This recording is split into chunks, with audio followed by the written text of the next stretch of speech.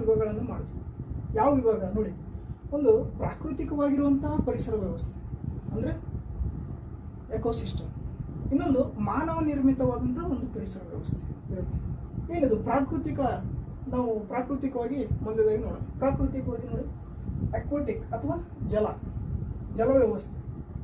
ಜಲ ವ್ಯವಸ್ಥೆಯಲ್ಲಿ ಸಹಿತ ಹಲವಾರು ವಿಧಗಳಿವೆ. ಟೆರಿಸ್ಟ್ರಿಯಲ್ ಅಥವಾ ಸ್ಥಳ ಅಂದರೆ ಜಲವನ್ನು ಬಿಟ್ಟು ಸ್ಥಳ. ಉದಾಹರಣೆಗೆ ನೋಡಿ, ಇದು ಸಮುದ್ರ, ಇದು ಜಲ ವ್ಯವಸ್ಥೆ ಇಲ್ಲಿ ಬರುತ್ತೆ ಅಲ್ವಾ. ಇದು ಟೆರಿಸ್ಟ್ರಿಯಲ್ ಅಂದರೆ ಸ್ಥಳ, ಇದು ಭೂಮಿ ಮೇಲೆ ಬರುತ್ತೆ. ಇಲ್ಲಿರುವಂತಹ ಜೀವಿಗಳ ವ್ಯವಸ್ಥೆ ಬೇರೆ, ಇಲ್ಲಿರುವಂತಹ ಜೀವಿಗಳ ವ್ಯವಸ್ಥೆ ಬೇರೆ.